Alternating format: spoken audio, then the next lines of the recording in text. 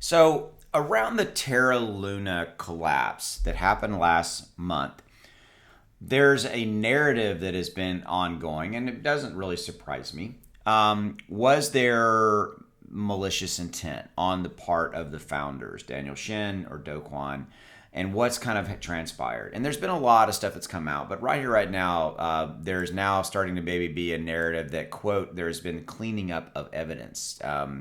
So a couple of things. Do Kwon is no longer in South Korea, and he's now in Singapore. Okay, there's two ongoing investigations in South Korea, which is where it's all started from. Right, it's where Terraform Labs was started out of. Two ongoing investigations, lawsuits.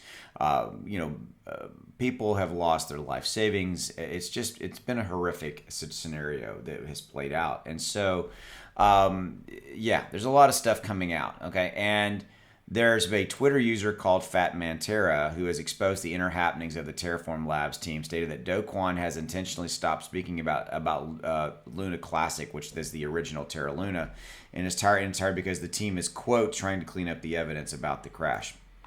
Said a different way, and also Terra has talked about this, is said a different way that part of the reason that they came out with Terra 2.0 is that they want people to forget about the collapse of the original Terra Luna that is now known as Terra Luna Classic. Okay, this is Terra Luna Classic. This is the original one.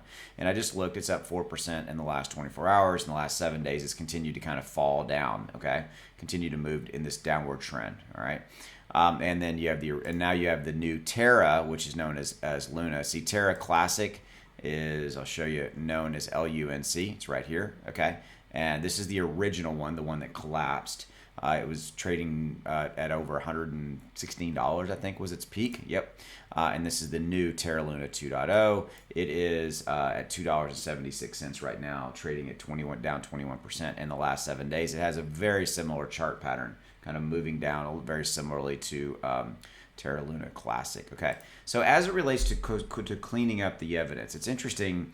I wonder if this is really the deal. So this is from, I believe, Terra. Why does Do Kwon avoid any context regarding Luna Fatman? It seems we never see him tweeting, retweeting, or even speaking on Luna Classic again in the forums. It's as if it doesn't exist to him. Do you think he knows if he opens up a dialogue, he might not be able to disregard it? So another thing that Do Kwon has done is he's taking his Twitter account private. Okay, I'll show you this. So if you go look at Do Kwon. It was right there. Do Kwon, he's taking it private. These tweets are protected, so he's basically now he's got 1 million followers, and he's taking his Twitter account private. Why would he do that? Interesting. Okay. It's interesting to kind of see how all this is deal. And right here, quote, a part of the motivation behind Terra 2.0 is to clean up the evidence. I believe that one of the motives for all of this is erasing Terra 1, which Terra 1 was the original Terra Luna and UST, right?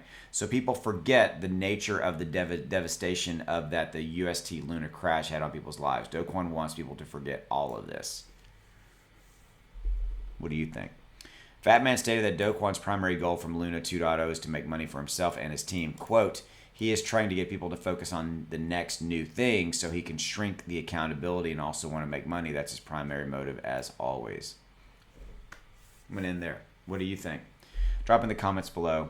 Do you think that he's trying to get people to forget? All right. I'll see you later. Thanks for giving me a few minutes of your day. Bye.